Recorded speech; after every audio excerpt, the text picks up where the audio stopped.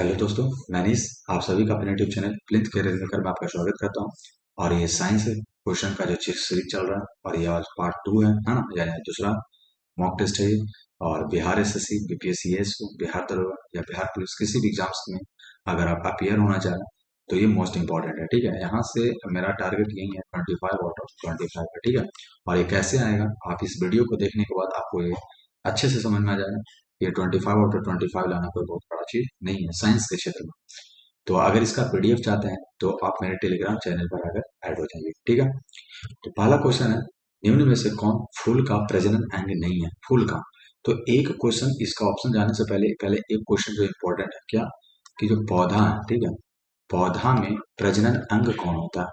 इस चीज को ये क्वेश्चन भी पूछा गया है कि पौधा में प्रजनन अंग कौन है। तो जो पौधा में प्रजनन अंग है वो है फूल। वो कौन सा? फूल। तो जब फूल ही प्रजनन अंग है तो इसके भी दो पार्ट होने चाहिए, एक होना चाहिए मेल पार्ट, एक होना चाहिए फीमेल पार्ट, तभी तो प्रजनन होगा। तो इसके भी दो प्रकार है। इसके कितने? दो टाइप होता है। पहला एक है मेल पार्ट और एक है फीमेल पार्ट।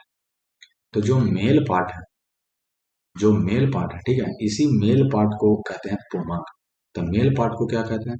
तो मेल पार्ट को क्या कहते हैं? तो इसको कहते हैं पुमंग। ठीक है, इसको क्या कहते हैं? पुमंग। तो पुमंग को इंग्लिश में क्या बोलते हैं? कितना लोग इंग्लिश इंग्लिश बोलते हैं? तो एंड्रोसियम। क्या बोलते हैं? एंड्रोइसियम बोलते हैं। और जो फीमेल पार्ट होता है उसको बोलते हैं स्त्री केसर। उसको क्या बोलते हैं?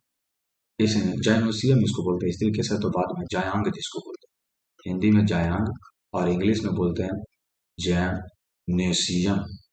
जाइनोसियम इसको बोलते हैं। ठीक है, जाइनोसियम बोलते हैं। तो ये हो गया। ठीक है, ये इसको जायांग बोलता है। तो याद रखना, जो मेल पार्ट है उसको बोलते हैं पुमंग और जो फीमेल पार्ट होता है उसको बोलते हैं जायांग। जो पुमंग है, ये पुमंग किसी से मिलकर के बना है? तो पुमंग है एक या एक से अधिक, फिर से देखिए, एक या एक से अधिक स्टेमंस से मिलकर बनता है। किसी से बनता है? स्टेमंस, यानी इसको यह है पुमंग और यह है पुंकेसर। ठीक है, पुंकेसर से मिलकर बना होता है, पुंकेसर से बना होता है। और ये इंपॉर्टेंट है। ठीक है, यहाँ से क्वेश्चन बनते हैं। ठीक है, तो यहाँ मेल पार्ट है, मेल पार्ट को पुमंग कहते हैं। पुमंग किसी से मिलकर के बना हुआ, तो पुमंग बना हुआ स्टेमंस, एक या एक से अधिक स्टेमंस यानी पुंकेसर से मिलकर के बना हुआ। ये जो पुंकेसर है, ये पुंकेसर किसी से मिलकर के बना हुआ। तो ये पुंकेसर मिलकर के बना हुआ परागकण यानी पॉलन ग्रेन से। ये जो पुंकेसर है, स्टेमंस है, ये पोलन ग्रेन से मिलकर के बना हुआ। किसी से मिलकर के बना हुआ? पोलन ग्रेन्स से मिलकर बना है, से मिलकर बना है। ठीक है, तो यहाँ पर पॉलन ग्रेन्स यानी पॉलन ग्रेन्स को हिंदी में अगर बोले तो इसको परागन, परागकण बोलते हैं। इसे क्या बोलते हैं? परागकण बोलते हैं। ठीक है, तो यहाँ से दो चीज और आएगा कि परागकण कितने प्रकार का होता है। परागकण दो प्रकार का होता है, एक होता है फिलामेंट, एक क्या होता है? एक होता है फिलामेंट होता है और दूसरा होता है एंथर, ANTH या एंथर। और इसी एंथर को पराग कोष बोलते हैं। क्या बोलते हैं? पराग कोष बोलते हैं, एंथर बोलते हैं। और यही एंथर से, जो ये एंथर है, यही एंथर पॉलन ग्रेन्स का निर्माण करता है। यही क्या करता है? पॉलन ग्रेन्स का निर्माण करता है। ठीक है, निर्माण करता है। तो यहाँ पे बेसिकली समझ लेना। ठीक है, फिलामेंट और एंथर दोनों से मिलकर के क्या बनता है? तो जो एंथर है, एंथर ये फिलामेंट क्या काम करता है? फिलामेंट ये इसको पकड़ने का काम करता है, इसको मजबूती देने का काम करता है। तो जो एंथर है, एंथर से मिलकर के बना पॉलन ग्रेन्स। ठीक है, यानी परागकण बोलते हैं। पॉलन ग्रेन्स से मिलकर के बना स्टेमन्स। और ये क्वेश्चन सुप्रीम कोर्ट में इस बार पूछा गया कि जो स्टेमन्स है वो किस चीज से मिलकर के बने हुए? तो वो बने हुए पॉलन ग्रेन्स से। ठीक है, तो स्टेमन्स एक या एक अधिक स्टेमन्स यानी पुंकेसर से मिलकर के बना हुआ पुमंग। और पुमंग क्या है? मेल रिप्रोडक्टिव पार्ट है पौधा में। ठीक है, और पौधे में प्रजनन कौन है? तो फूल, क्योंकि ये सब फूल में पाए जा रहे हैं। ठीक है, तो जो अब यहाँ पर देखते हैं फीमेल पार्ट। तो जो फीमेल पार्ट है, ये जो जायांग है वो क्या है? तो जायांग है जो एक या एक से अधिक, एक या एक से अधिक किस चीज से मिलकर के बना हुआ? तो स्त्री केसर से बना हुआ। एक या एक से अधिक स्त्री केसर। ठीक है, स्त्री केसर से बना है, बना हुआ है। अब यहाँ पर सर स्त्री केसर को क्या बोलते हैं? तो स्त्री केसर को याद रखना, स्त्री केसर को बोलते हैं कार्पेल्स बोलते हैं। क्या बोलते हैं? कार्पेल्स। ठीक है, तो जी ये कार्पेल्स है वो कितना प्रकार का होता है? तो कार्पेल्स तीन प्रकार का होता है। कार्पेल्स कितने प्रकार का होता है? तो कार्पेल्स तीन प्रकार का होता है। एक होता है अस्टिग्मा। एक क्या होता है? अस्टिग्मा, यानी इसको बोलते हैं वर्ती, वर्तिकाग्र बोलते हैं। क्या बोलते हैं इसे? वर्तिकाग्र बोलते हैं। दूसरा बोलते हैं अस्टाइल। दूसरा क्या बोलते हैं? अस्टाइल यानी वर्तिका। इसको क्या बोलते हैं? वर्तिका। ठीक है, और थर्ड नंबर पर होता है ओवरी। क्या होता है? ओवरी, जिसको बोलते हैं अंडाशय। जिसको क्या बोलते हैं? अंडाशय। और यही ओवरी में क्या रहता है? ओव्यूल रहता है। यही क्या रहता है? अंडाशय में क्या रहता है?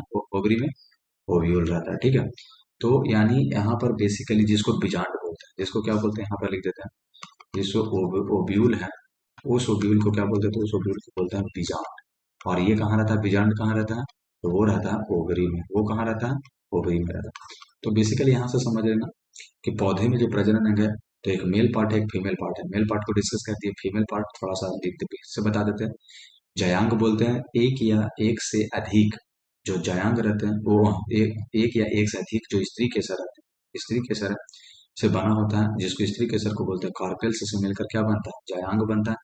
कार्पेल्स यानी स्त्री केसर आगे चलकर तीन भागों में बढ़ जाता है। एक होता है स्टिग्मा यानी वर्तिकाग्र, दूसरा होता है स्टाइल यानी वर्तिका, और तीसरा होता है ओवरी यानी अंडाशय। और इसी ओवरी में, ये जो ओवरी है, ठीक है, ये जो ओवरी है, इसी ओवरी में ओव्यूल रहता है। देखिए इसी ओवरी में यहाँ पर लिखा हुआ ओव्यूल रहता है। क्या रहता है? ओव्यूल, जिसको बीजांड बोलते हैं। जिसको क्या बोलते हैं? बीजांड बोलते हैं। ठीक है, तो आई होप अब इसमें कह रहा है निम्न में से कौन फूल का प्रजनन अंग नहीं है? तो स्टिग्मा तो है, तो ये तो नहीं होगा क्योंकि ये फीमेल रिप्रोडक्टिव पार्ट है।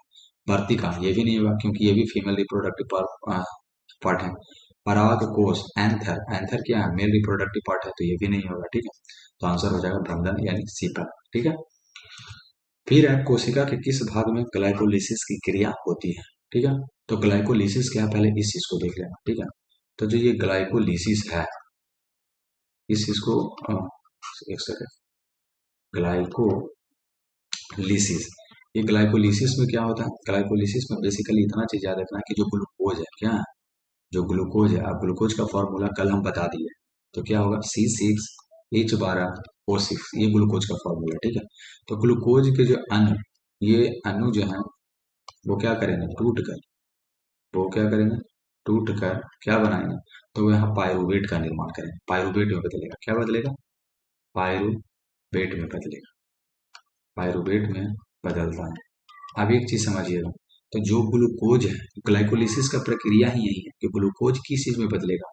पायरुवेट में बदलेगा। ग्लूकोज किस चीज में बदल रहा है? पायरुवेट में बदल रहा है। ठीक है, तो ये जो क्रिया है इसी को बोलते हैं ग्लाइकोलिसिस। इसको क्या बोलते हैं? ग्लाइकोलिसिस बोलते हैं। और ये कहाँ हो रहा है? ग्लूकोज पायरुवेट में बदलता है, तो ये कहाँ, ये जो क्रिया हो रही है वो कहाँ हो रही है? तो ये जो संपूर्ण क्रिया है वो हो रही है साइटोप्लाज्म। कहाँ हो रही है?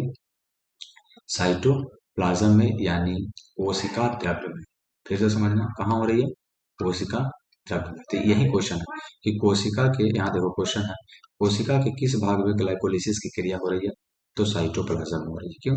क्योंकि ग्लाइकोलिसिस में क्या होता है? ग्लूकोज पायरुवेट में बदलता है, और ये कहाँ हो रही है? साइटोप्लाज्म में हो रहा है। ठीक है, एक क्वेश्चन और आता है, ग्लूकोज से पायरुवेट बदला, अब जो पायरुवेट है, ठीक है, तो यहाँ से फिर से लिख देते हैं, जो ग्लूकोज है, ग्लूकोज बदला पायरुवेट, पायरुवेट में। ठीक है, और ये पायरुवेट बदलेगा किस चीज में? पायरुवेट बदलेगा जाकर के क्रेब्स चक्र में। यहाँ देखो क्रेब्स चक्र में क्या, क्रेब्स चक्र के थ्रू। ठीक है, और यहाँ अणु टूटे। ठीक है, यहाँ पर क्या हुआ? ग्लूकोज के क्या हुआ? अणु टूटा, तो पायरुवेट में बदला। पायरुवेट क्रेब्स चक्र के माध्यम से क्या हुआ? यहाँ पर आपको मिला एनर्जी। यहाँ पर तीन चीज मिलेगी। यहाँ पर मिलेगा कार्बन डाइऑक्साइड, जल और एनर्जी, तीन चीजें मिलेंगी। ठीक है, तो जो ये दोनों क्रिया, ये दोनों क्रिया, ये ग्लूकोज से पायरुवेट बदलना, ये हो रहा है साइटोप्लाज्म में। ये कहाँ हो रहा है? साइटोप्लाज्म में। और पायरुवेट से जो ये एनर्जी मिलने का काम कर रहा है, यानी जो क्रेब्स चक्र के ये दोनों वाली घटना हो रही है, पायरुवेट से क्रेब्स चक्र में गया, और क्रेब्स चक्र के थ्रू कार्बन डाइऑक्साइड, पानी और एनर्जी बाहर निकला। ठीक है, तो ये जो क्रिया हो रहा है ये हो रहा है माइटोकॉन्ड्रिया। यह कहाँ हो रहा है? माइटोकॉन्ड्रिया में, याद रखना। इसीलिए माइटोकॉन्ड्रिया को, जो कि पायरुवेट बदला यहाँ एनर्जी, और ये जो एनर्जी है वो एटीपी में टूट जाता है। किसी में टूटता है? एटीपी में टूटता है। तो इसीलिए माइटोकॉन्ड्रिया में ये काम हो रहा है। कहाँ हो रहा है? माइटोकॉन्ड्रिया में। इसीलिए माइटोकॉन्ड्रिया को बोलते हैं पावर हाउस ऑफ एनर्जी। इसीलिए क्या बोलते हैं इसको? बोलते हैं पावर हाउस ऑफ एनर्जी बोलते हैं, क्योंकि एनर्जी को अंततः टूटने का काम कहाँ हो रहा है? माइटोकॉन्ड्रिया में हो रहा है। ठीक है, तो ये सबसे इंपॉर्टेंट था। और ये वाले जो क्वेश्चन है कि पायरुवेट से जो पायरुवेट टूटता है और एनर्जी मिलता है क्रेब्स चक्र में, ये कहाँ हो रही है? तो माइटोकॉन्ड्रिया में हो रहा है। और ये एक और क्वेश्चन ग्रुप डी में पूछा गया। ठीक है, ये कहाँ पूछा गया? ग्रुप डी में। और एक बार ये जो क्वेश्चन है ये तो बिहार एसएससी में पूछा ही गया, साथ में साथ ये क्वेश्चन डायरेक्ट पूछा गया यूपीएससी सीएपीएफ कमांडेंट सीएपीएफ 2020 में। कौन सा क्वेश्चन था? क्वेश्चन था कि ग्लूकोज पाइरुवेट में जो टूटता है वो कहाँ, इस तरह की घटना कहाँ होती है? तो इस तरह की घटना कहाँ होती है? साइटोप्लाज्म में। और ये यूपीएससी सीएपीएफ कमांडेंट 2020 में यहाँ से क्वेश्चन पूछा गया था। बिहार एसएससी में पूछा कि कोशिका के किस भाग में ग्लाइकोलिसिस की क्रिया होती है, यानी ऊपर नॉर्मली ग्लाइकोलिसिस पूछा, यूपीएससी सीएपीएफ पूछा कि ग्लूकोज से पाइरुवेट में टूटना ये कहाँ होती है कोशिका में? तो ये कोशिका में कहाँ होती है? साइटोप्लाज्म में ही होती है। ठीक है, तो आई होप आप इस चीज को अच्छे से समझ चुके होंगे, है ना। नेक्स्ट क्वेश्चन चलते हैं। नेक्स्ट है जाइलम का क्या अर्थ है? जाइलम, तो देखिए यहाँ पर पहले तो ये देखना है कि जाइलम का जो जाइलम शब्द है दिया किसने? जाइलम शब्द किसने दिया? जाइलम शब्द देने वाले वैज्ञानिक का नाम था कार्ल नेगेली। क्या था? कार्ल नेगेली साहब थे। ठीक है, तो ये कार्ल नेगेली थे। अब यहाँ पर देखना है कि पौधे में दो प्रकार के वैस्कुलर टिश्यू होते हैं। जो प्लांट होता है, प्लांट में दो वैस्कुलर टिश्यू होते हैं, दो वैस्कुलर टिश्यू होते हैं। ये वैस्कुलर टिश्यू को बोलते हैं संवहन ऊतक। क्या है? संवहन ऊतक होते हैं। और वो संवहन ऊतक कौन कौन होते हैं? तो वो संवहन ऊतक होता है, एक होता है जाइलम, एक होता है जाइलम, और एक होता है फ्लोएम। एक क्या होता है? फ्लोएम। तो जो जाइलम सर होता है, जाइलम ये क्या काम करता है? तो जाइलम जल प्लस खनिज को जो जड़ से अन्य भागों तक पहुंचाता है, जड़ से अन्य भागों तक क्या करता है? पहुंचाता है। ठीक है, ये है जाइलम का काम। फ्लोएम का काम क्या है? भोजन को, ये क्या करता है? भोजन को अन्य भागों तक, भोजन को अन्य भागों तक पहुंचाता है। ठीक है, तो यहाँ से एक इंपॉर्टेंट है कि चूंकि ये सब जड़ से पहुंचा रहा है, तो जाइलम हमेशा, यहाँ याद रखना, जाइलम नीचे से ऊपर की ओर जाता है। जाइलम नीचे से ऊपर की ओर जाता है। नीचे से कहाँ जाता है? ऊपर की ओर जाता है। क्योंकि अगर ये मान के चलो ये प्लांट है, ठीक है, ये क्या है? प्लांट है, और ये इसका जड़ है, ये इसका जड़ है सर। तो जो जाइलम है वो नीचे से पानी लेकर के जाता है। जड़ पानी हम ऊपर नहीं देते, पानी कहाँ देते हैं? जड़ में। तो ये कहाँ से लेकर के जाता है? नीचे से ऊपर लेकर, किसको? जल को और खनिज को लेकर के जाता है। इसीलिए जाइलम, और फ्लोएम क्या करता है? फ्लोएम है जो भोजन को अन्य भागों तक पहुंचाता है। ठीक है, नेक्स्ट क्वेश्चन है, तो सॉरी इसका आंसर क्या था कि जाइलम का क्या कार्य है? जाइलम का कार्य है जल का संवहन करना। किसका काम करना? जल का संवहन करना। नेक्स्ट है थायराइड ग्रंथि कहाँ पाई जाती है? ठीक है, तो थायराइड ग्रंथि के बारे में इंपॉर्टेंट चीज ये है कि जो थायराइड ग्रंथि का जो आकार है वो कैसा है, ये पूछा गया एक बार। तो ये तितली के आकार का, कैसा है? तितली के आकार का, और ये इंपॉर्टेंट है। ठीक है, तितली के आकार का। फिर कह रहा है क्या कि ये किसी से जुड़ा रहेगा, और ये रहता कहाँ? तो थायराइड ग्रंथि रहता कहाँ है? तो ये रहता है गला में। कहाँ रहता है? गला में। ठीक है, तो थायराइड ग्रंथि कहाँ है? गला में। सबसे इंपॉर्टेंट तो यही है। ठीक है, तो जो ये जो सर अगर सपोज दैट ये मेरा गला है, ठीक है, तो यहाँ कुछ रहता है थायराइड ग्रंथि है, तो ये और इधर से जुड़ा हुआ रहता है, इधर से भी जुड़ा है और इधर से भी जुड़ा हुआ है। ठीक है, तो जो जुड़ा हुआ है इसी को बोलते हैं इस्थमस। इसको क्या बोलते हैं? इस्थमस। ठीक है, तो यहाँ से क्वेश्चन है ये किस चीज से जुड़ा होता है? किस चीज से जुड़ा होता है? तो ये जो जुड़ा होता है वो उसको बोलते हैं इस्थमस। इस्थमस से जुड़ा होता है, जो कि हम यहाँ फिगर में आपको बता दिए। ठीक है, फिर है थायराइड ग्रंथि के जो दो मेन हार्मोन उत्पादित करना, है ना। जो ये थायराइड ग्लैंड है, जो ये थायराइड ग्रंथि है, इसके दो मेन हार्मोन कौन कौन है? दो मेन हार्मोन कौन कौन है? तो जो दो मेन हार्मोन है वो है, एक है टी फोर T3 और T4 ऐसे याद रखें, ठीक है। एक है T3 और एक क्या है T4। T4 को बोलते हैं थायरॉक्सिन, इसको क्या बोलते हैं, थायरॉक्सिन बोलते हैं। T4 को थायरॉक्सिन बोलते हैं और इसको बोलते हैं triiodothyronine, tri iodo iodo thyro, क्या बोलते हैं, थायरोनीन। ये इंपॉर्टेंट है, ट्राई आयोडोथायरोनीन। ये कभी कभी पूछा गया है कि T3 को अन्य किस नाम से जानते हैं, तो ट्राई आयोडोथायरोनीन ये पूछा गया है। T4 थायरोक्सिन, ठीक है। थायराइड ग्रंथि के दो मेन हार्मोन है। अब यहाँ से समझना कि ये थायराइड ग्रंथि के काम क्या है, कि इसके दो काम है। इसके काम कितने हैं, तो इसके दो मेन इंपॉर्टेंट काम। पहला तो ये करता है एनर्जी का उत्पादन, क्या करता है, एनर्जी देता है, क्या करता है, एनर्जी देता है। और दूसरा शरीर के तापमान को नियंत्रित करता है, और दूसरा शरीर के टेम्परेचर को क्या करता है, शरीर के टेम्परेचर को कंट्रोल करता है, क्या करता है, कंट्रोल करता है। और ये इंपॉर्टेंट है। दो टर्मिनोलॉजी आपको यहाँ पर समझनी चाहिए जो थायराइड ग्रंथि को पढ़ रहे हैं। तो यहाँ दो टर्मिनोलॉजी बहुत इंपॉर्टेंट है। एक होता है हाइपो, हाइपो एक जो होता है सबसे इंपॉर्टेंट है हाइपोथायरोडिज्म, हाइपोथायरोडिज्म। इसमें क्या होता है कि जितना बॉडी को चाहिए, बॉडी में बॉडी में जितना चाहिए यानी पर्याप्त, पर्याप्त से कम थायराइड हार्मोन क्या रहता है, थायराइड हार्मोन का उत्पादन होता है, थायराइड हार्मोन का उत्पादन होता है, ठीक है। आप बेसिकली समझिए कि बॉडी में अगर थायराइड ग्लैंड, अगर थायराइड हार्मोन चाहिए 100, कितना चाहिए, अगर सपोज दैट मान के चलिए 100, कितना चाहिए 100, तो ये कर रहा है 50, 70, 80, यानी जितना चाहिए उससे भी कम कर रहा है, तो उसको बोलेंगे हाइपोथायरोडिज्म। उसको क्या बोलेंगे, हाइपोथायरोडिज्म। और दूसरा एक होता है हाइपर थायरोडिज्म, हाइपर थायरोडिज्म। तो जो हाइपर थायरोडिज्म होता है वो क्या होता है कि बॉडी में जो थायराइड ग्लैंड है, जो थायराइड थायराइड हार्मोन है, जो क्या है थायराइड हार्मोन है, वो ज्यादा कर देता है। वो क्या कर देता है, जरूरत से ज्यादा। यानी अगर चाहिए 100 तो ये कर देगा 200, 300, 500, यानी ज्यादा अपर बॉडी में मात्रा से ज्यादा अगर हार्मोन का उत्पादन किया जा रहा है तो वो है हाइपर थायरोडिज्म। और जरूरत से कम किया जा रहा है तो उसको बोलेंगे हाइपोथायरोडिज्म। आई होप ये आपको समझ में आ गया हो। फिर है हड्डी और पेशी को जोड़ने का काम कौन करता है, हड्डी और पेशी को जोड़ने का काम कौन करता है।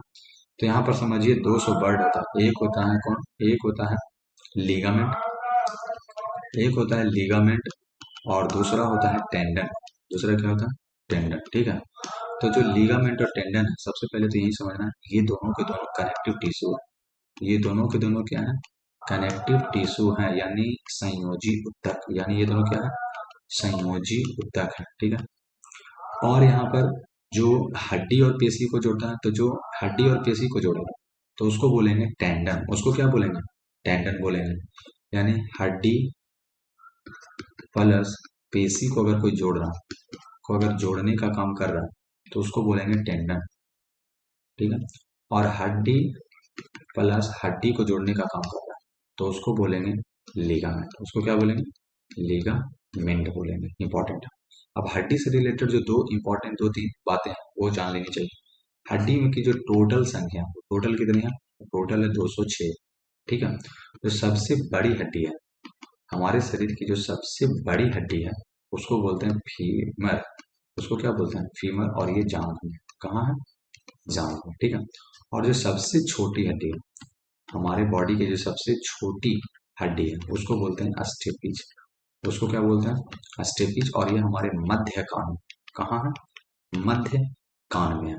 और एकमात्र ऐसा हड्डी, ये इंपॉर्टेंट है, एकमात्र ऐसा हड्डी जो किसी भी, जो किसी दूसरा हड्डी से, किसी दूसरा हड्डी से नहीं जुड़ा, से नहीं जुड़ा है। तो एकमात्र ऐसा हड्डी कौन सा जो किसी भी दूसरा हड्डी से नहीं जुड़ा, तो उसको बोलते हैं थाई, मतलब हाई ओइड बोलते हैं। उसे क्या बोलते हैं, हाई ओइड बोलते हैं। और ये इंपॉर्टेंट है। और हाई ओइड कहाँ पाया जाएगा, तो ये पाया जाता है, ये कहाँ पाया जाता है, जीभ के आधार पर, जीभ के आधार पर पाया जाता है। तो आप जीभ को देखिए, तो जीभ के नीचे वाला जो हल्का एक हड्डी नजर आएगा जो किसी भी दूसरा हड्डी से नहीं जुड़ा, उसको बोलते हैं हाई वॉइड हड्डी। क्या है? हाई वॉइड हड्डी। ये हड्डी से रिलेटेड दो चीज और भी बात इंपॉर्टेंट। क्या होता है कि डब्ल्यूबीसी और आरबीसी, ये ठीक है, इन दोनों का निर्माण कहाँ होता है? हड्डी में ही होता है। कहाँ होता है? हड्डी में होता है। डब्ल्यूबीसी और आरबीसी का निर्माण भी यहीं होता है। और टोटल पेशी की संख्या कितनी? टोटल पेशी, तो जो टोटल पेशी की संख्या है वो है 600। टोटल पेशी कितना हमारे बॉडी में? 600 पेशी है, ठीक है। नेक्स्ट क्वेश्चन है, रबर को सल्फर के साथ गर्म करने को क्या कहते हैं? तो जब रबर को सल्फर के साथ गर्म करेंगे तो उसको बोलते हैं वल्केनाइजेशन। उसको क्या बोलते हैं? वल्केनाइजेशन कहते हैं, ठीक है। तो वल्केनाइजेशन क्या है, ये इंपॉर्टेंट है। तो जो वल्केनाइजेशन, ठीक है, इसको जरा एक बार देख लेना। वल्केनाइजेशन प्रोसेस हुआ है कि जिसमें सल्फर को, इसमें क्या किया जाता है, जो सल्फर है, इस सल्फर को ZnO यानी जिंक ऑक्साइड के साथ, यानी किसके साथ? जो जिंक ऑक्साइड है, उस जिंक ऑक्साइड के साथ 373 से लेकर के 415 केल्विन तक गर्म किया जाता है। क्या किया जाता है? गर्म किया जाता है। तो यहाँ से दो क्वेश्चन जो पूछे गए अब तक वल्केनाइजेशन से, ये तो क्वेश्चन पूछा कि रबर को सल्फर के साथ गर्म करने पर क्या प्रोसेस को कहते हैं? वल्केनाइजेशन, ठीक है। एक क्वेश्चन पूछा गया कि वल्केनाइजेशन में किसका प्रयोग किया जाता है? तो सल्फर के साथ जिंक ऑक्साइड, दो नाम आएंगे यहाँ पर, एक है सल्फर, एक है जिंक ऑक्साइड। अगर ऑप्शन दोनों में से कोई एक है, सल्फर है, सल्फर लगा देना। लेकिन अगर सल्फर और जिंक ऑक्साइड दोनों है तो दोनों लगा। टेम्परेचर 373 केल्विन से कितना होना चाहिए? 415 केल्विन होना चाहिए, ठीक है। रबर के बारे में जो मोस्ट इंपॉर्टेंट कुछ कुछ बातें हैं जो पढ़ लेनी चाहिए, क्योंकि रबर से क्वेश्चन आते हैं। तो रबर क्या है कि रबर जो इंडिया, इसमें जो इंडिया है वो थर्ड पोजीशन पर आता है। कितने पोजीशन पर आता है? थर्ड पोजीशन पर आता है उत्पादन में। किसमें मात्रा?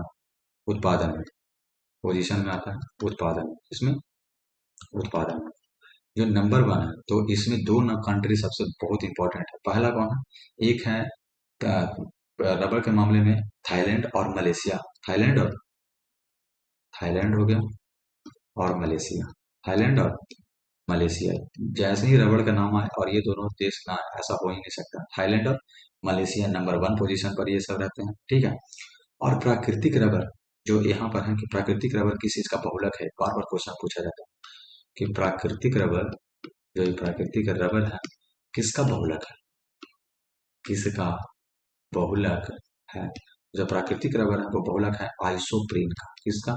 आइसोप्रीन। आइसोप्रीन का। तो ये इंपॉर्टेंट है, यहाँ भी देख लेना कि जो प्राकृतिक रबर है किसका बहुलक है? आइसोप्रीन का बहुलक है।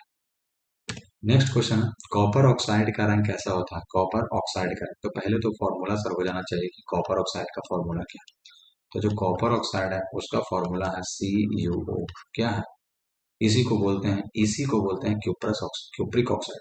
क्या बोलते हैं? क्यूप्रस नहीं, क्यूप्रिक ऑक्साइड। इसी को बोलते हैं क्यूप्रिक ऑक्साइड भी कहते हैं। और ये कैसा है? कार्बनिक है कि अकार्बनिक है? तो ये अकार्बनिक यौगिक है। ये कैसा है? अकार्बनिक यौगिक है, ठीक है। ये कैसा यौगिक है? अकार्बनिक यौगिक है। पूछा जाता है कॉपर ऑक्साइड कार्बनिक है क्या कार्बनिक है, बिहार एसएससी में ही पूछा गया। तो ये हो गया अकार्बनिक यौगिक हो गया, ठीक है। फिर होता है क्यूप्रस ऑक्साइड। फिर क्या आता है? Cuprous oxide. क्यूप्रस ऑक्साइड का फॉर्मूला क्या है? तो ये है Cu2O। Cu2O। और इसका जो रंग होता है, इसका जो रंग होगा, इसका रंग कैसा होता है? इसका रंग होता है लाल या नारंगी। लाल या नारंगी, ठीक है। इसका रंग लाल या नारंगी। और इसका जो रंग होता है, क्यूप्रस ऑक्साइड का जो रंग होगा, इसका रंग होगा काला। इसका क्या रंग होगा? काला, ठीक है। और इसी को ही, जो क्यूप्रस ऑक्साइड है, इसी को बोलते हैं क्यूप्राइट भी बोलते हैं। इसको क्या बोलते हैं? क्यूप्राइट। इसी को क्यूप्राइट भी कहते हैं। और ये सब इंपॉर्टेंट है, इसे क्या कहते हैं? क्यूप्राइट भी कहते हैं। अब यहाँ से तीन क्वेश्चन जो बार बार कांच से मिलाने पर आता है क्वेश्चन। पहला है कि कॉपर ऑक्साइड, अगर कॉपर ऑक्साइड को कांच में मिलाने पर, कांच में मिलाने पर रंग, मिलाने पर कांच का रंग कैसा हो जाएगा? तो जो कांच का रंग होगा वो हो जाएगा लाल। वो कैसा हो जाएगा? लाल हो जाएगा। इंपॉर्टेंट है, अगर कॉपर ऑक्साइड को कांच में मिलाएंगे तो जो कांच का रंग है वो लाल हो जाएगा। फिर है क्रोमियम ऑक्साइड।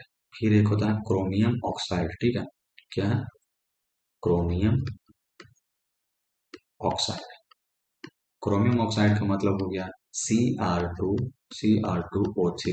अगर इसको कांच में मिलाएं, कांच में मिलाने पर मिलाने पर कांच का रंग, ठीक है, जो कांच का रंग है वो कैसा दिखाई देगा, तो कांच का रंग हो जाएगा हरा। कैसा हो जाएगा कांच का रंग, हरा। यानी क्रोमियम ऑक्साइड को कांच में मिलाएंगे तो हमें हरा रंग दिखाई देगा, ठीक है। एक होता है आयरन ऑक्साइड, एक क्या होता है आयरन ऑक्साइड, यानी इसको बोलते हैं Fe2O3।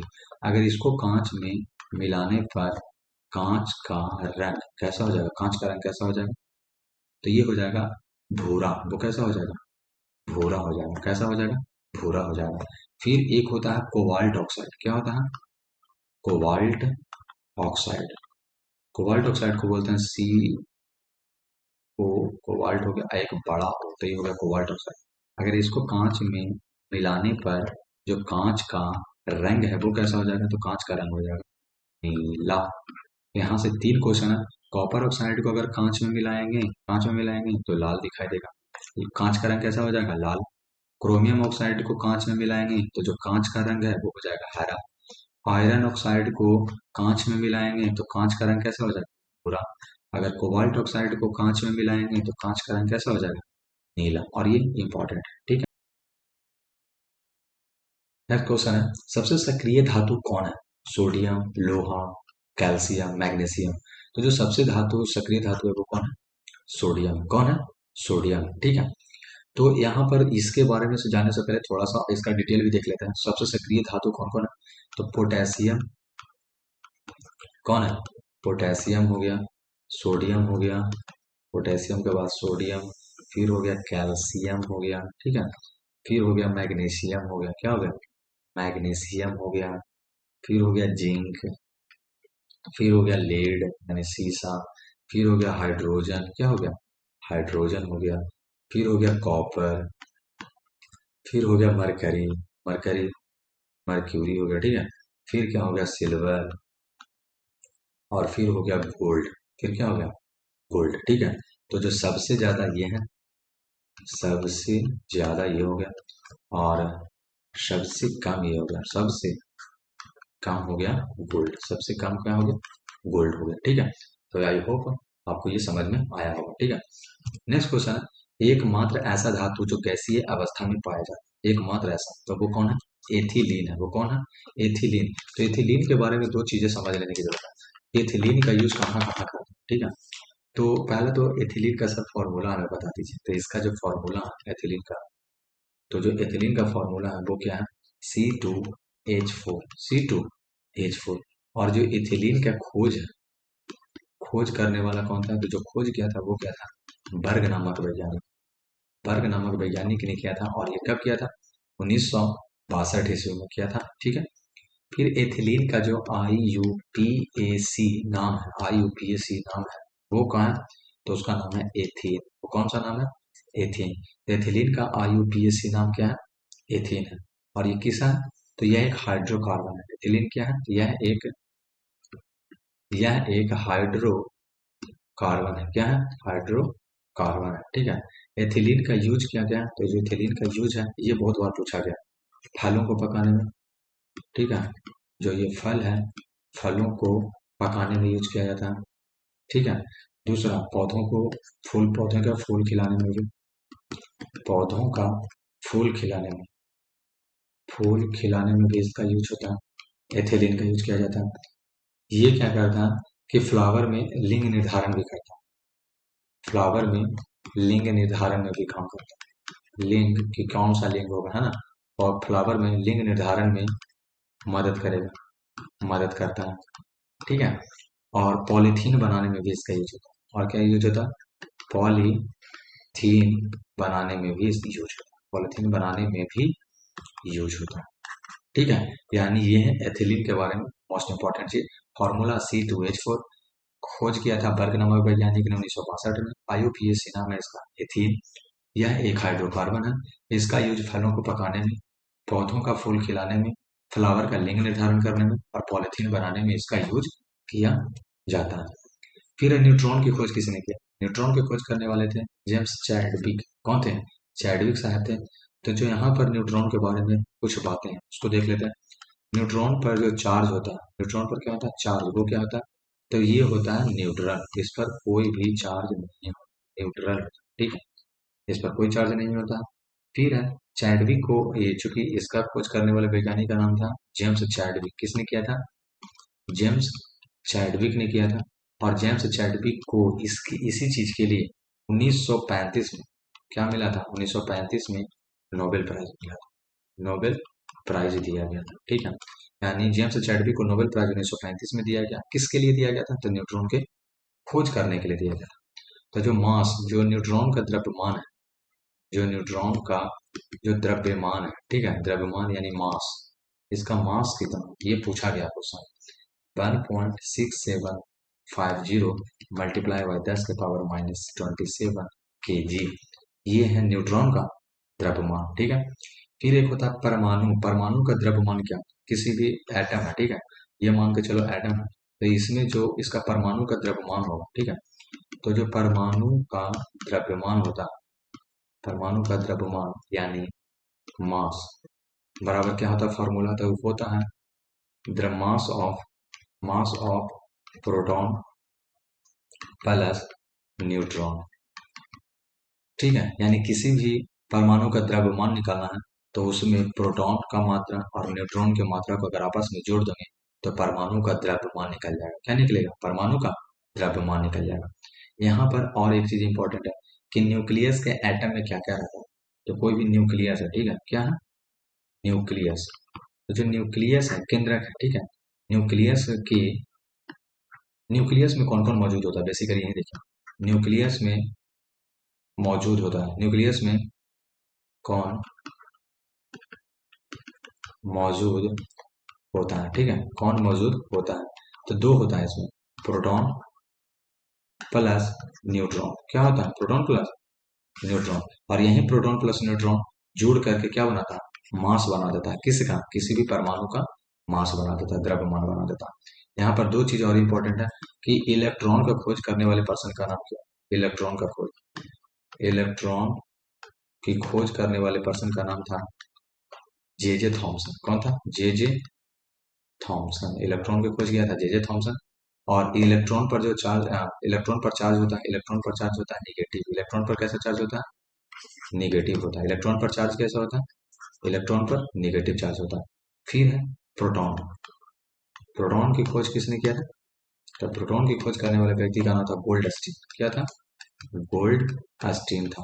और इस पर प्रोटॉन पर कैसा चार्ज होता है? तो प्रोटॉन पर चार्ज होता है पॉजिटिव। प्रोटॉन पर कैसा चार्ज होता है? पॉजिटिव। तो फिर से इसको समराइज कर देते हैं।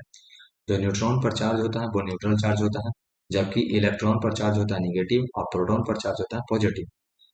इसका न्यूट्रॉन का खोज करने वाले व्यक्ति का नाम था जेम्स चैडविक और ये 1935 ईस्वी में, इसीलिए इनको नोबेल प्राइज दिया गया था। फिर न्यूट्रॉन का द्रव्यमान जो होता है वो होता है 1.6750 उन्हें मल्टीप्लाई बाई 10⁻⁻27 kg। और जो किसी भी परमाणु का द्रव्यमान निकालना है, यानी अगर कैल्शियम का कितना मान है, मैग्नीशियम का कितना द्रव्यमान है, अगर ये निकालना है तो उसके केंद्र में, उसके न्यूक्लियस के केंद्र में जाने के बाद जो मास ऑफ प्रोटॉन और mass of neutron P plus N, यानी प्रोटॉन और न्यूट्रॉन को जोड़ेंगे तो किसी भी चीज अति परमाणु का द्रव्यमान निकल जाएगा बेसिकली। ठीक है, नेक्स्ट क्वेश्चन है अनुदैर्ध्य तरंग कौन सी तरंग है? ठीक है, अनुदैर्ध्य तरंग कौन सी तरंग है? तो यहाँ पर देखना कि भूकंप तरंग है। कैसी तरंग है? भूकंप तरंग है। तो यहाँ पर जो कल अनुदैर्ध्य और अनुप्रस्थ के बारे में बात किए थे, तो यहाँ पर क्वेश्चन थोड़ा देखिए कितना अजीब पूछा गया कि थर्मल विकिरण है, एक्सरे है, पैरामैग्नेटिक किरण है, भूकंप तरंग। तो जो अनुदैर्ध्य तरंग है वो भूकंप तरंग है। कैसी तरंग है? भूकंप तरंग। और भूकंप में तरंग कौन कौन होता है ये थोड़ा सा देख लेना। जो भूकंप तरंग होता है वो कौन कौन होता है? तो भूकंप तरंग तीन प्रकार का होता है। कितने प्रकार का होता है? तीन प्रकार का होता है, फर्स्ट सेकंड थर्ड।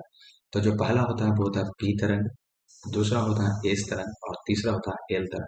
तो पी को ही बोलते हैं प्राथमिक तरंग। पी को क्या बोलते हैं? प्राथमिक तरंग बोलते हैं। फिर होता है एस, एस को बोलते हैं द्वितीय तरंग। क्या बोलते हैं? द्वितीय तरंग यानी सेकेंडरी तरंग बोलते हैं। और एल को बोलते हैं सतह तरंग, सतही तरंग यानी, ठीक है। तो पी तरंग, एस तरंग और एल तरंग, ठीक है। तो जो पी तरंग है ये पी तरंग है, इसी पी तरंग में ही क्या रहता है, अनुदैर्घ्य तरंग। पी में ही, इसी में क्या रहता है, अनुदैर्घ्य तरंग होता है। ठीक है, तो अनुदैर्घ्य तरंग कौन सी तरंग है, तो भूकंप तरंग है। भूकंप में भी कौन सी तरंग है, तो पी तरंग है। कौन सा तरंग है, पी तरंग है। अब यहाँ पर देखना है क्या, कि जो पी तरंग होता है, क्या पी तरंग सबसे तेज चलता है, सबसे तेज होता है, सबसे तेज होता है। फिर कौन होता है, एस तरंग, और फिर कौन होता है, एल तरंग। यानी पी से एस कम और एस से भी कम कौन होता है, एल तरंग। यानी एल तरंग सबसे कम तेज होता है, सबसे कम तेज होता है। ठीक है, और एस तरंग इन दोनों के बीच के रहेगा। ठीक है, जो ये एस तरंग है, एस तरंग, इसमें इसमें अनुप्रस्थ तरंग होता है। इसमें कौन सा तरंग होता है, अनुप्रस्थ तरंग होता है। यानी पी में अनुदैर्घ्य तरंग और एस में अनुप्रस्थ तरंग होता है। ठीक है, जो एल तरंग होता है, एल तरंग से क्षति सबसे ज्यादा होता है। एल तरंग यानी एल तरंग जो लिखो, तो लिखो यहाँ पर, एल तरंग से क्षति सबसे अधिक होता है, सबसे अधिक होता है। अगर आपके यहाँ क्वेश्चन पूछा जाए कि पी तरंग, एस तरंग और एल तरंग, इन तीनों में सबसे ज्यादा क्षति किस में होता है, तो सबसे ज्यादा क्षति होता है एल तरंग से होता है। किससे होता है, एल तरंग से होता है। और एल तरंग दो प्रकार के, एल तरंग का प्रकार, एल तरंग के कितने प्रकार होते हैं, तो एल तरंग दो प्रकार का होता है। एक होता है रेले तरंग, इंग्लिश में भी यही बोलते हैं इसको, रेले तरंग बोलते हैं, और दूसरा होता है लब तरंग बोलते हैं। ठीक है, तो यहाँ पर इसको समराइज कर देते हैं कि भूकंप में तीन प्रकार होता है, तीन प्रकार के तरंग होते हैं। एक होता है पी तरंग, एक होता है एस तरंग, और एक होता है एल तरंग। तो जो पी तरंग होता है उसको बोलते हैं अनुदैर्घ्य तरंग, एस तरंग को बोलते हैं द्वितीय तरंग, और एल को बोलते हैं सतही तरंग। तो पी तरंग में होता है अनुदैर्घ्य तरंग, और एस तरंग में होता है अनुप्रस्थ तरंग। क्या होता है, अनुप्रस्थ तरंग होता है। और एल सबसे कम तेज होता है, और पी सबसे अधिक प्रकार का तेज होता है। एल तरंग अगर आपसे पूछा जाए, पी, एस और एल, इन तीनों तरंग में सबसे ज्यादा क्षति किसके कारण होता है, तो सबसे ज्यादा क्षति होता है एल के कारण होता है, एल तरंगों से होती है। और एल तरंग दो प्रकार की होती है, एक होती है रेले तरंग और एक होता है लव तरंग। ठीक है, तो आई होप यहाँ तक अगर आपको समझ में आ रहा, ठीक है, तो आप वीडियो को लाइक कर लेना, सब्सक्राइब कर लेना, है ना, क्योंकि ये बहुत कहने का मतलब रिसर्च करने के बाद ये सब क्वेश्चंस को निकाला जाता है। ठीक है, फिर है प्रकाश की गति अधिकतम होता है। प्रकाश की गति कहाँ सबसे अधिक होगी, तो यहाँ पर लिख लेना प्रकाश की गति।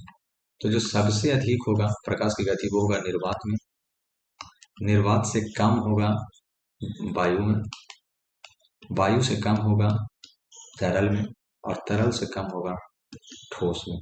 यानी प्रकाश की गति सबसे अधिक यहाँ पर लिख देते हैं, निर्वात में सबसे अधिक होगा, सबसे अधिक होगा, और ठोस में सबसे कम होगा। ठोस में क्या होगा, सबसे कम होगा। ठीक है, तो जो प्रकाश की वायु का यही है, निर्वात में सबसे ज्यादा, फिर वायु, फिर तरल, और फिर क्या हो गया, ठोस में हो गया। प्रकाश की चाल से रिलेटेड एक चीज याद रखना, कि जो प्रकाश की चाल है वो व्युत्क्रमानुपाती होता है। क्या होता है, व्युत्क्रमानुपाती होता है, किस चीज के, अपवर्तनांक के। यानी यहां से क्वेश्चन समझ लेना, अगर चाल ज्यादा है तो अपवर्तनांक कम होगा, अगर अपवर्तनांक ज्यादा है तो चाल कम होगा।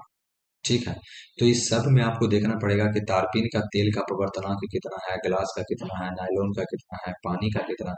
क्योंकि जिसका अपवर्तनांक कम होगा प्रकाश की चाल उतना ही अधिक होगा। ये क्वेश्चन पूछा जाता है कि प्रकाश की चाल किसके व्युत्क्रमानुपाती होता है, तो प्रकाश की चाल अपवर्तनांक के व्युत्क्रमानुपाती यानी उल्टा होता है। यानी अपवर्तनांक घटेगा तो चाल बढ़ेगा, और चाल बढ़ेगा तो अपवर्तनांक घटेगा। तो जो तारपीन का तेल का अपवर्तनांक होता है वो होता है 1.47। ठीक है, ये ग्लास का कितना है, 1.5। नायलॉन का कितना होता है, 1.53, और पानी का होता है 1.3। तो देखिए किसका अपवर्तनांक सबसे कम है, इसका अपवर्तनांक सबसे कम है। ठीक है, यानी सबसे आंसर भी यही हो जाएगा। यानी प्रकाश की गति सबसे अधिक कहाँ होगी, पानी में होगी। कहाँ होगी, पानी में होगी। अपवर्तनांक का एक फॉर्मूला होता है जो लिख लेना। ठीक है, अपवर्तनांक, अपवर्तनांक को बोलते हैं म्यू। क्या बोलते हैं, म्यू से डिनोट करते हैं, और इसको बोलते हैं अपवर्तनांक बराबर सी बटा भी। सी हो गया, सी का मतलब हो गया निर्वात में प्रकाश की चाल, निर्वात में प्रकाश की चाल डिवाइडेड बाय माध्यम में प्रकाश की चाल, माध्यम में प्रकाश की चाल, ठीक है। तो ये इंपॉर्टेंट है। ये हो गया अपवर्तनांक का फॉर्मूला। तो इसका राइट आंसर हो जाएगा डी, पानी।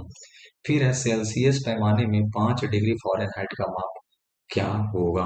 तो एक फॉर्मूला होता है इसका, सेल्सियस बराबर, सेल्सियस इक्वल टू एफ यानी फ़ारेनहाइट -32 मल्टीप्लाई बाई 5/9, ठीक है। ये सेल्सियस और फ़ारेनहाइट के बीच का रिलेशनशिप को दर्शाता है। तो सेल्सियस का कह रहा था सी बराबर फॉरेन कितना हो गया 5 - 32 मल्टीप्लाई बाई 5/9, तो हो गया -27 मल्टीप्लाई बाई 5/9, 9 से 9 3 जा, तो हो गया -15। तो इसका आंसर कितना हो गया -15 हो गया, ठीक है।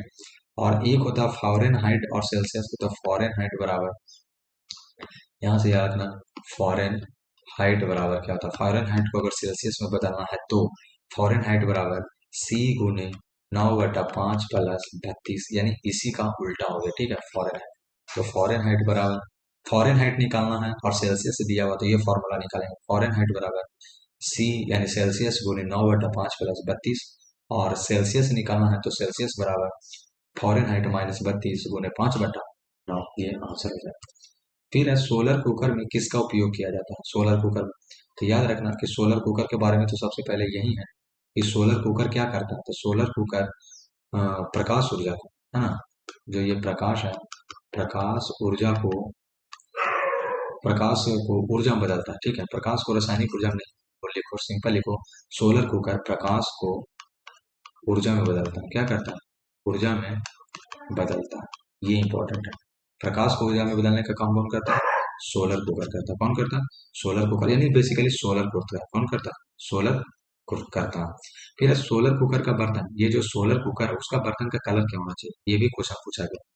तो जो सोलर कुकर है, सोलर कुकर के जो बर्तन है उसका, जो बर्तन का कलर है वो कैसा होना चाहिए, वो होना चाहिए ब्लैक। कैसा होना चाहिए, ब्लैक। ब्लैक क्यों होना चाहिए, क्योंकि ब्लैक कलर ऊष्मा को शोष करता, ऊष्मा को शोषित करता है ना, यानी ऊष्मा शोषी है। सोलर कुकर बर्तन का कलर कैसा होना चाहिए, ब्लैक, यानी काला होना चाहिए। काला क्यों होना चाहिए, क्योंकि काला कलर जो होता है वो सन के लाइट को अवशोषित करता है, तो वो ज्यादा गर्मी पैदा करता है। इसीलिए ब्लैक कलर, ब्लैक कपड़ा जो है वो गर्मी के दिन में ज्यादा नहीं पहनना चाहिए, क्योंकि वो सूरज को, प्रकाश को क्या कर लेता है, अवशोषित कर लेता है। इसीलिए सोलर कुकर के बर्तन का कलर कैसा होना चाहिए, ब्लैक होना चाहिए, ठीक है। और यहाँ पूछा गया कि सोलर कुकर में किसका यूज होता है, तो सोलर कुकर में यूज होता है अवतल दर्पण का। यहाँ से दो क्वेश्चन पूछा गया, एक बार तो यही क्वेश्चन से पूछ दिया गया कि सोलर कुकर में किसका यूज होता है, तो ऑप्शन कुछ और था, एक था ऑप्शन था दर्पण, तो वहां सिर्फ दर्पण लगा। लेकिन यहाँ थोड़ा डिटेल में पूछा गया कि कौन सा दर्पण, तो अवतल दर्पण का यूज किया जाता है। तो चूंकि अवतल दर्पण हो गया, तो अवतल दर्पण का यूज भी हम लोग पढ़ लेते हैं कि अवतल दर्पण का यूज कहाँ कहाँ है। तो अवतल दर्पण का जो यूज है वो याद रखना है, पहला सेविंग में, सेविंग करने में, मेकअप में, है ना, गर्ल्स लोग जब मेकअप करती है उसमें अवतल दर्पण का यूज होता है। वाहन के हेडलाइट में, है ना, वाहन के हेडलाइट में भी किसका यूज होता है, अवतल दर्पण का यूज होता है। टॉर्च के परावर्तक में, जो टॉर्च का परावर्तक है उसमें भी किसका यूज होता है, अवतल दर्पण का यूज होता है। सर्च लाइट में, सर्च लाइट में भी किसका यूज होता है, अवतल दर्पण का ही यूज होता है। और डेंटिस्ट, डेंटिस्ट भी किसका यूज करता है, जो डेंटिस्ट है, डेंटिस्ट दांत के अंदर, दांत के अंदर देखने के, अंदर देखने के लिए, दांत के अंदर देखने के लिए किसका यूज करता है, तो अवतल दर्पण का ही यूज किया जाता है। एक और भी है अवतल दर्पण का यूज, दूरबीन प्लस, दूरबीन प्लस माइक्रोस्कोप बनाने में भी किया जाता है, माइक्रोस्कोप में भी किया जाता है, माइक्रोस्कोप में भी किया जाता है। अब इससे ज्यादा अवतल दर्पण का यूज नहीं पूछा जाएगा, क्योंकि जितना पूछा गया है सारे के सारे हम दिखा दिए। नेक्स्ट क्वेश्चन है विद्युत का सर्वश्रेष्ठ सुचालक कौन, है ना। तो यहाँ पर याद रखना कि ऑप्शन है तांबा, चांदी, एल्युमिनियम, लोहा। तो सबसे ज्यादा कौन है, चांदी। तो यहाँ चांदी के बारे में याद रखना कि चांदी का परमाणु संख्या कितना है, जो परमाणु संख्या है, एटॉमिक नंबर, क्या, एटॉमिक नंबर, ये कितना है, तो ये है 47, चांदी का 47। अब यहाँ से क्वेश्चन होता है कि सोना और चांदी, सोना और चांदी को अलग करने की प्रक्रिया को क्या कहते हैं, सोना और चांदी को अलग करने की प्रक्रिया को क्या कहते हैं? तो ये इंपॉर्टेंट है, एक बार पूछा गया बिहार एसएससी में। साइनाइड प्रक्रिया क्या बोलते हैं? साइनाइड प्रक्रिया बोलते हैं, उसे क्या बोलते हैं? साइनाइड प्रक्रिया बोलते हैं। सोना को चांदी से अलग करने की प्रक्रिया को क्या कहते हैं? साइनाइड प्रक्रिया बोलते हैं। ठीक है। सुचालक तत्व कौन कौन है? विद्युत का सुचालक तत्व कौन कौन है? तो ये इंपॉर्टेंट है, सुचालक तत्व कौन कौन है विद्युत का? तो ये हो गया तांबा, तांबा भी है। देखो चांदी हो ही गया, तांबा हो गया, सोना हो गया, एल्यूमिनियम हो गया, क्या हो गया? एल्यूमिनियम हो गया, टंगस्टन हो गया, टंगस्टन हो गया। टंगस्टन का यूज देख लेना, टंगस्टन का यूज होता है बल्ब के फिलामेंट बनाने में भी इसका यूज किया जाता है। ठीक है, तो टंगस्टन हो गया, फिर हो गया लोहा, फिर हो गया ग्रेफाइट, क्या हो गया? ग्रेफाइट। और याद रखना कि ग्रेफाइट एक अधातु है, क्या है? अधातु है। तो यहाँ से एक क्वेश्चन और पूछा जाता है कि वह अधातु का नाम बताइए जो विद्युत का सुचालक है, तो वो कौन हो गया? ग्रेफाइट हो गया। और ये इंपॉर्टेंट है, स्टार लगा, फिर से समझ लीजिए क्या है। वह अधातु का नाम बताइए, वह अधातु का नाम बताइए जो क्या कहता है? जो विद्युत का सुचालक है। तो आंसर क्या हो जाएगा? ग्रेफाइट। क्या हो जाएगा आंसर? ग्रेफाइट हो जाएगा। ठीक है। और नेक्स्ट 15 क्वेश्चन था। Thank you for watching my videos. अगर आपको वीडियो मेरा अच्छा लगा तो वीडियो को क्या करना? लाइक कर देना, और क्या कर देना? सब्सक्राइब कर देना, ताकि जो भी मेरे वीडियो का नोटिफिकेशन है वो आपको मिलते रहे। ठीक है। तो तब तक के लिए जय हिंद, जय भारत।